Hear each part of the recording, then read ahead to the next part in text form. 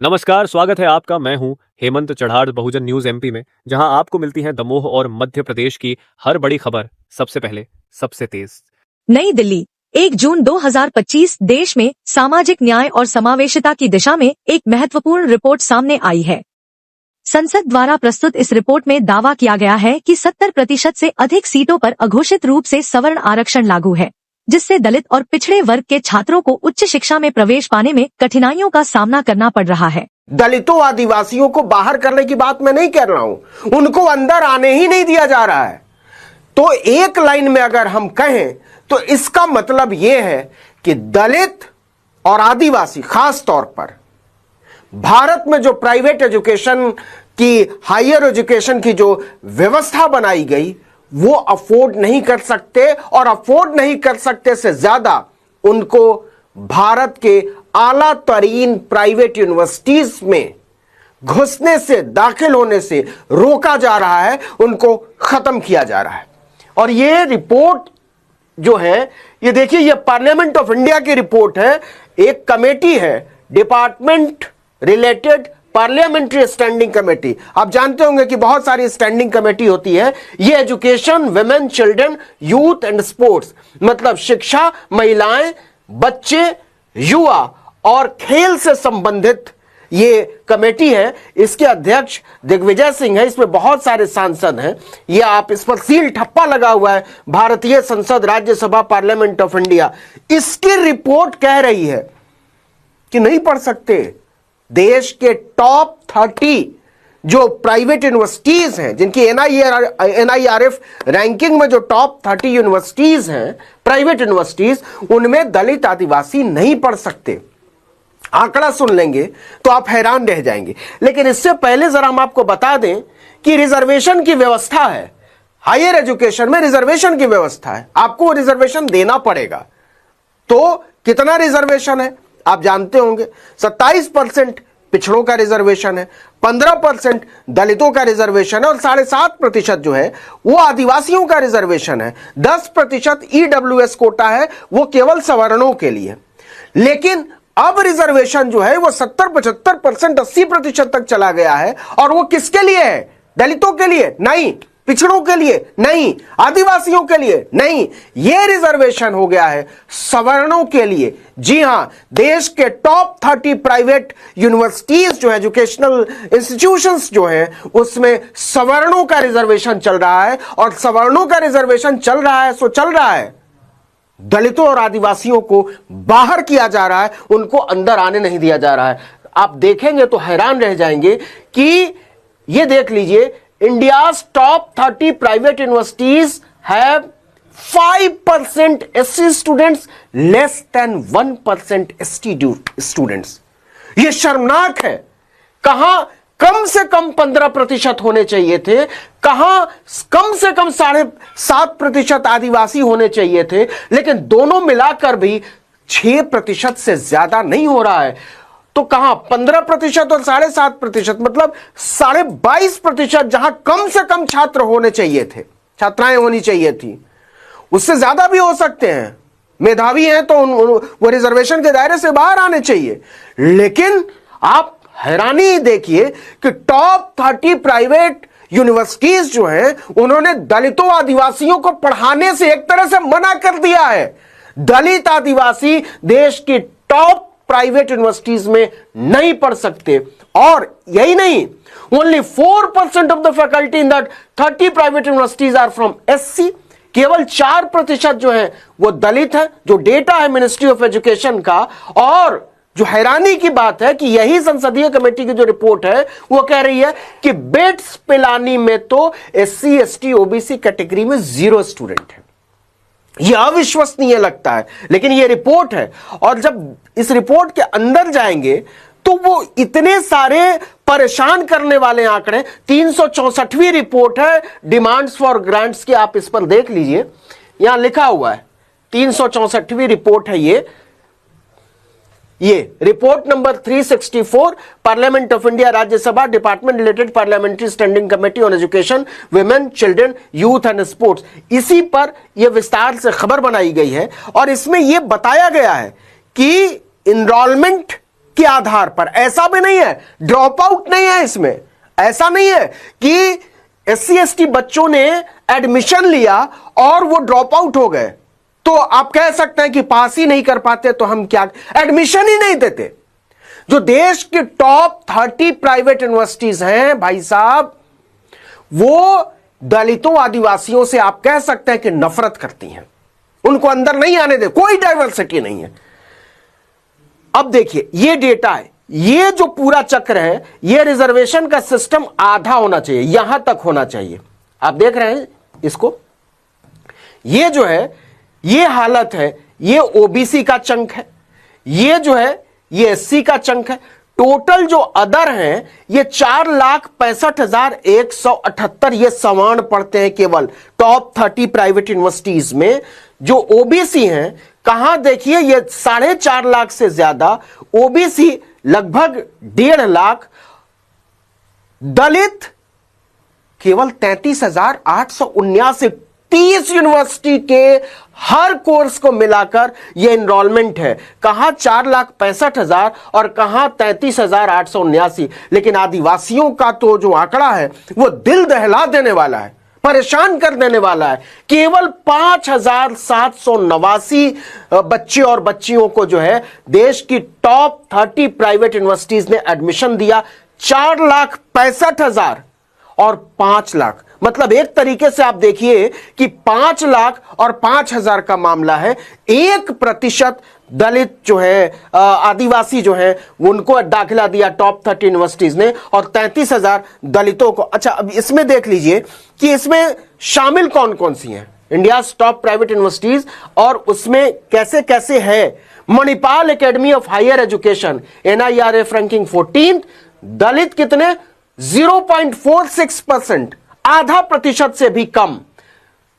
आदिवासी कितने 0.36%, 1/3% लगभग। ओबीसी 18%, यह भी 27% से नीचे। अमृता विश्व विद्यापीठम, दलित कितने 2%, आदिवासी कितने 1/4%, 0.29%। वेल्लोर इंस्टीट्यूट ऑफ टेक्नोलॉजी,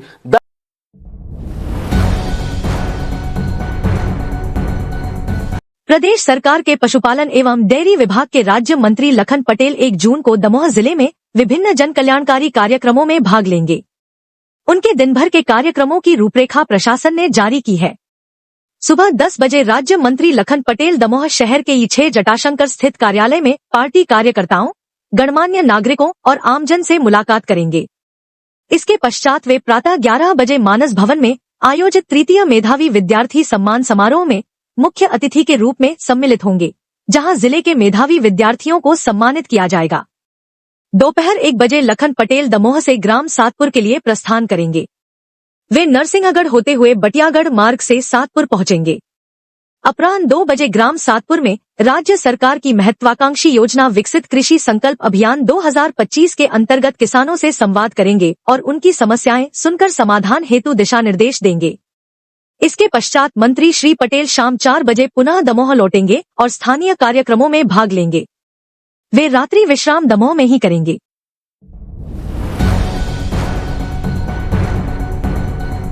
नई दिल्ली, आर्थिक रूप से कमजोर सवर्णों EWS को 10% आरक्षण देने वाला संविधान संशोधन महज 3 दिनों में संसद से पारित कर दिया गया।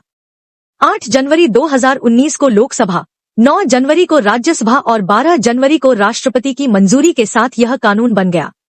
विशेषज्ञों और सामाजिक संगठनों का कहना है कि इस आरक्षण को बड़ी चालाकी से बिना सार्वजनिक विमर्श के लागू किया गया, जिससे समाज के वंचित वर्गों को समझने तक का समय नहीं मिला। EWS आरक्षण पर यह भी आरोप है कि यह केवल सवर्णों को लाभ देने के लिए लाया गया और इससे सामाजिक न्याय की मूल भावना को ठेस पहुंची है।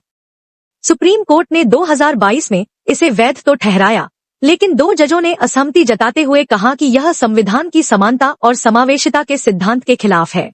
आरक्षण आता है तो वे तमाम लोग जिन्होंने समाज का अध्ययन किया हुआ है वे सवाल उठाते हैं कि EWS आरक्षण को केवल गैर दलित, गैर OBC तक सीमित क्यों कर दिया गया। उसे केवल उच्च जाति के लोगों को क्यों दे दिया गया है? क्योंकि गरीब तो ज्यादा मिलेंगे आपको एससीज में, एसटीज में, ओबीसीज में। और गरीबी, और एक महत्वपूर्ण बात ऐसे समझिएगा, गरीबी एक हॉरिजॉन्टल कैटेगरी है। ये ठीक वैसे हॉरिजॉन्टल कैटेगरी है जैसे स्त्रियां एक हॉरिजॉन्टल कैटेगरी है, जिसका मतलब है प्रत्येक वर्ग में पाई जाती है, या पीडब्ल्यूडी एक हॉरिजॉन्टल कैटेगरी है, यानी कि प्रत्येक वर्ग में पाई जाती है। वैसे ही गरीब प्रत्येक वर्ग में पाए जाते हैं।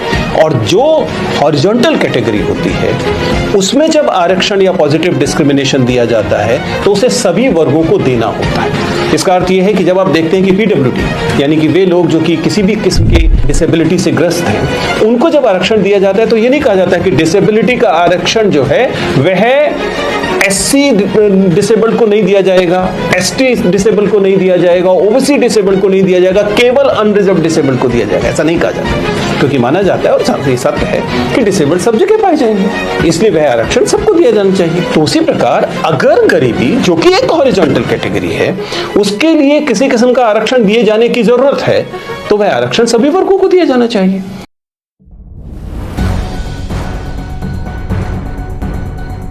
मध्य प्रदेश के कटनी जिले का महिला थाना शनिवार को एक सनसनीखेज घटनाक्रम का केंद्र बन गया। मामला उस समय शुरू हुआ जब सीएसपी ख्याति मिश्रा का ट्रांसफर मैहर जिले के अमरपाटन एसडीओपी पद पर हो गया। ट्रांसफर के बाद उनके पति शैलेंद्र शर्मा, जो दमोह जिले के घटेरा में तहसीलदार हैं, अपने परिजनों के साथ ख्याति मिश्रा के सरकारी आवास से सामान लेने पहुंचे। इसी दौरान घटनाओं ने नया मोड़ लिया। जब उनके परिजन बंगले पर पहुंचे तो महिला थाना और कोतवाली पुलिस सभी को थाने ले गई। बाद में पहुंचे शैलेंद्र शर्मा ने आरोप लगाया कि पुलिस ने उनके परिवार को जबरन थाने ले जाकर दुर्व्यवहार किया। उनके छोटे बेटे ने भी मीडिया के सामने पुलिस द्वारा मारपीट किए जाने का दावा किया। इस मामले में कटनी एसपी अभिजीत रंजन पर गंभीर आरोप लगे हैं। शर्मा ने दावा किया कि एसपी उनके परिवार को तोड़ने की साजिश रच रहे हैं और उनके चाचा का जबलपुर से कटनी आने के दौरान दुर्घटना करवाई गई। उनका कहना था कि यह एक हत्या की साजिश हो सकती थी। पत्रकारों से बदसलूकी, थाने में धरना। इस संवेदनशील घटनाक्रम की रिपोर्टिंग करने पहुंचे मीडिया कर्मियों के साथ भी पुलिस अधिकारियों ने धक्का मुक्की की। मौके पर मौजूद एसडीओपी प्रभात शुक्ला और अन्य पुलिसकर्मियों ने कवरेज रोकने की कोशिश की, जिससे नाराज होकर पत्रकारों ने महिला थाने में ही धरना दिया। घंटों चले हंगामे के बाद एसडीओपी प्रभात शुक्ला को पत्रकारों से माफी मांगनी पड़ी। इसके बाद मामला थोड़ा शांत हुआ। जांच और आगे की कार्रवाई। इस पूरे हंगामे के बाद पुलिस ने परिजनों को जिला अस्पताल मेडिकल चेकअप के लिए भेजा, जहां भी पुलिस और परिजनों के बीच तीखी बहस और हंगामा हुआ। तहसीलदार शैलेंद्र शर्मा ने कोतवाली थाने में लिखित शिकायत दी, जिसके बाद कोतवाली प्रभारी अजय सिंह ने बताया कि पूरा मामला उच्च अधिकारियों तक पहुंचा दिया गया है और उनके आदेश पर जांच कराई जाएगी। वो सुन भी नहीं, उन्होंने मुझसे कहा कि तेरे बाप का थाना है क्या, तो मैं चाहता हूँ रजिस्ट्री दिखा दे उनके बाप का हो तो मैं आता हूँ। मैं रिकॉर्डिंग उठा रहा हूँ और उन्हें जो काम करने की बात वो खुद बोल रहे हैं, वो खुद बोले हैं, इतने जोर से खुद बोल रहे हैं बाप का थाना है। जोड़ रहे सब, हम भी हाथ जोड़ रहे थे। चलो नहीं उनसे आपने नहीं, उनसे वो भी चिंता मत। एक मिनट निवेदन सुनिए, यदि आप सभी हमारे भाई हैं और अपन प्रशासन के साथ जुड़े हुए हैं, 24 घंटे रात दिन अपन साथ करते हैं, यदि मेरी बात से यदि आपकी भावनाओं को कहीं ठेस लगी तो मैं क्षमा मांगता हूँ। हाथ जोड़ तुमसे लोग भाई हो, परिवार ठीक है भाई।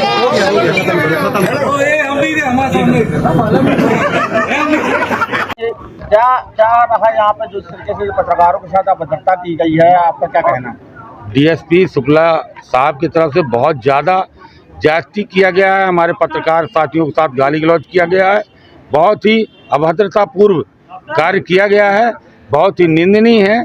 हम ऐसे प्रशासनिक अधिकारी को अपने शहर में रहने नहीं देना चाहते हैं।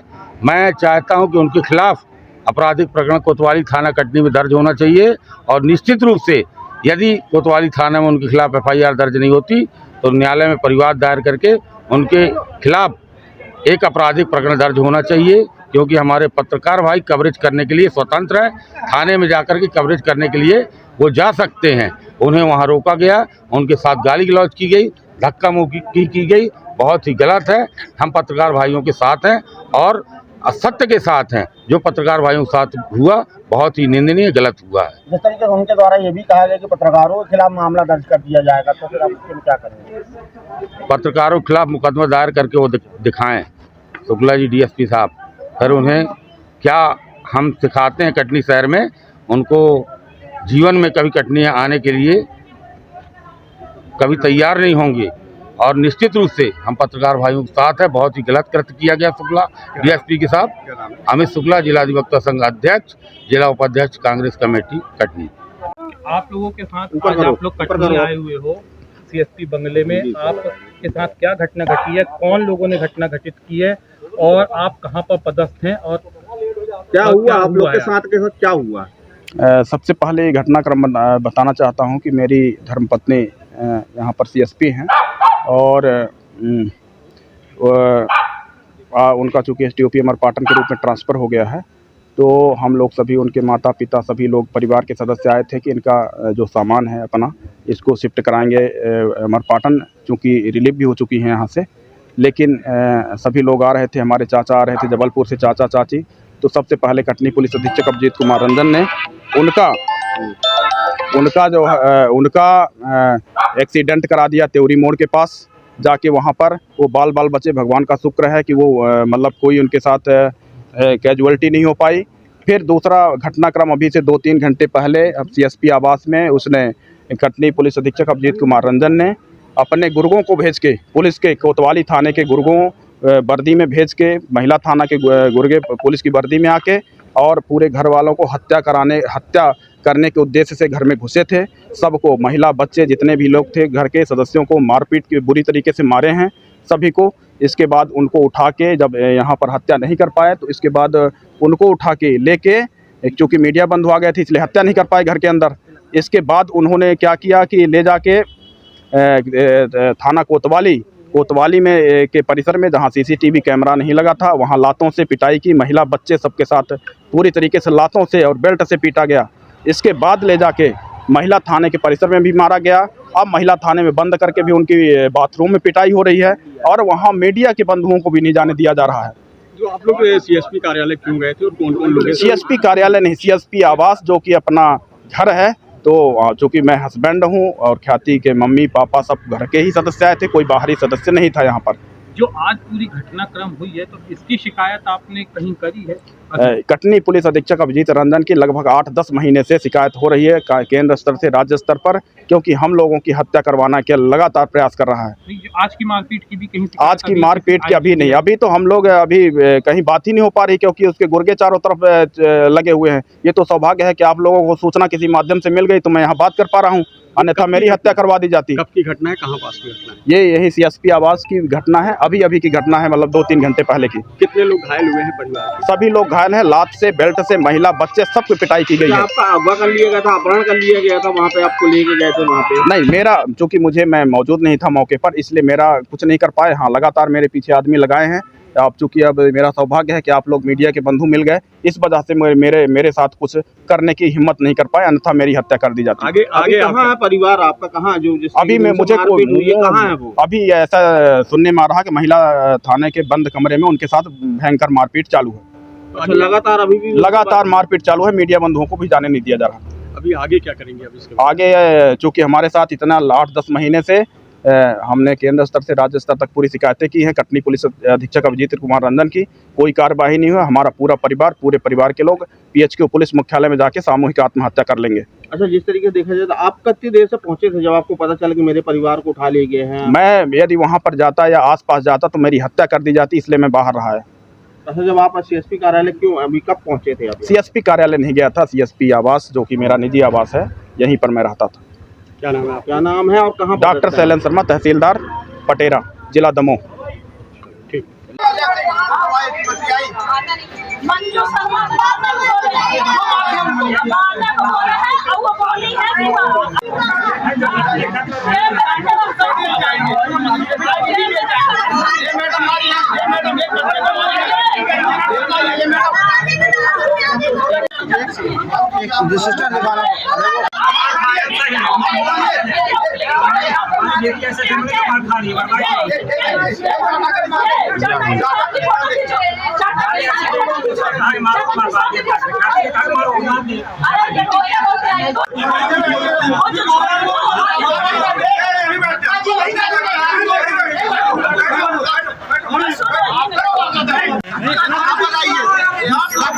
आप लोगों ने धक्का दिया, एक मिनट रुको ना, एक मिनट रुको, एक मिनट रुको।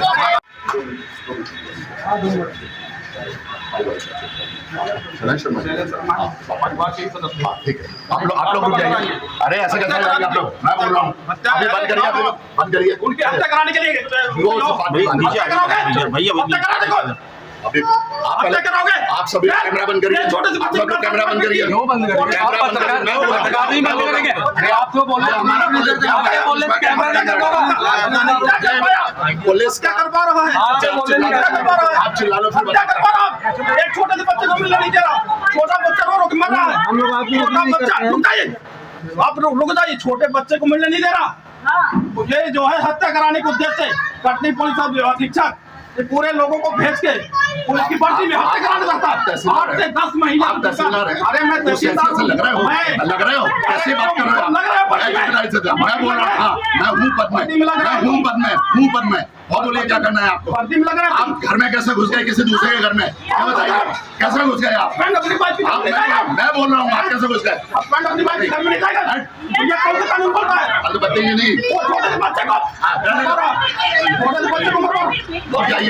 अभी रोको, कल परिवार दायर करूंगा।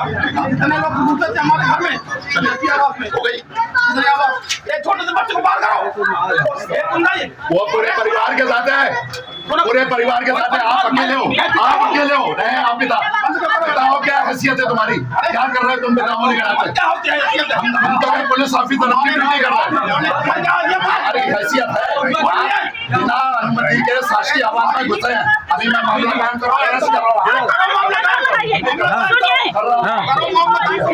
को मार के घर से हम लोगों को मोबाइल छुड़ा लिए हैं। हम लोग भी फौज बुला लेते। मोबाइल छुड़ाया है। किन लोगों ने मोबाइल छुड़ाया था? हमारा मोबाइल ये छुड़ाया है। पुलिस ने छुड़ाया? पुलिस वालों ने छुड़ाया। क्यों छुड़ाया?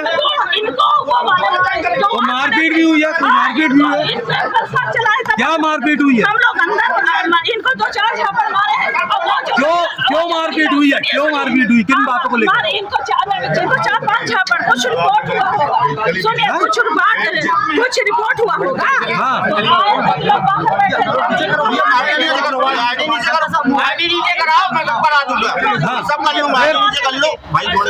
सुनिए, एक व्यक्ति को मेरा मोबाइल छुड़ाया। मैंने इनसे बोला कि मेरा मोबाइल क्यों छुड़ाया? मोबाइल छुड़ाने का अधिकार नहीं। आप कौन है? आप कौन है? उनकी कौन है? कौन है आप? कौन है? किसकी? मैं शैलेंद्र की चाची हूँ। क्या नाम है आपकी? अरुणा शर्मा। सुनिए, अब वो पुलिस वाले जो खड़े हैं ना, हाँ, इनको मारे। तो क्या मारपीट भी किया था? चलो भैया, धक्का नहीं देना, धक्का नहीं देना, धक्का नहीं देना। पत्रकार को धक्का नहीं देना, पत्रकार को धक्का नहीं देना, पत्रकार को धक्का नहीं देना, धक्का नहीं देना, पत्रकार को धक्का नहीं दे रहे हो, पत्रकार को धक्का नहीं देना, धक्का नहीं देना है, पत्रकार को धक्का नहीं देना है, पत्रकार को धक्का नहीं दे रहे हो, पत्रकार को धक्का नहीं दे रहे हो, पत्रकार को धक्का दे रहे हो, धक्का नहीं, धक्का नहीं,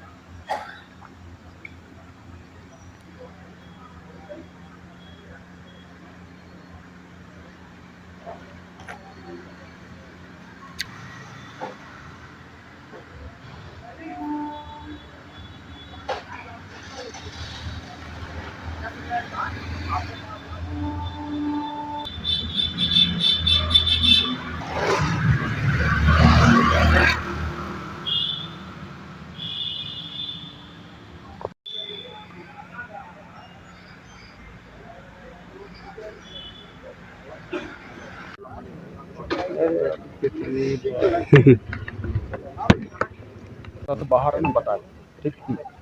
हम बताए भैया पूछो लो ना मैं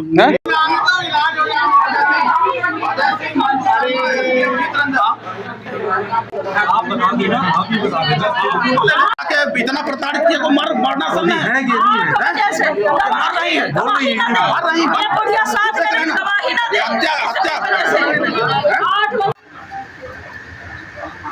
अच्छा यही होता है।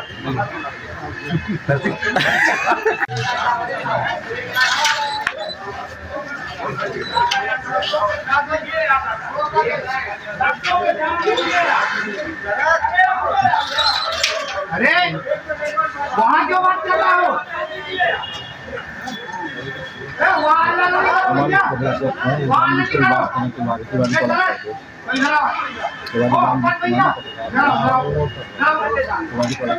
बना के दे दूंगा, बना के दे दूंगा, वहाँ जाओ वहाँ समझो। चलो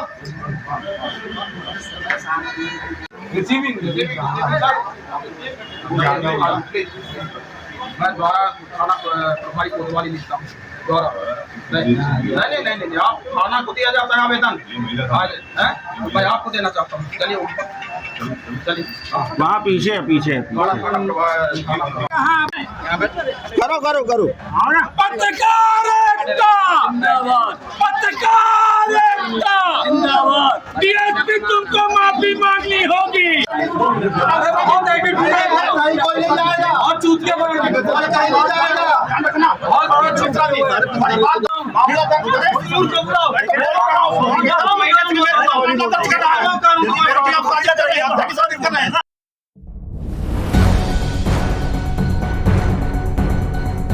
दमोह राज्य परिवहन निगम के पुराने जर्जर बस स्टैंड यात्री प्रतीक्षालय को शनिवार से सील करने की कार्रवाई शुरू कर दी गई है।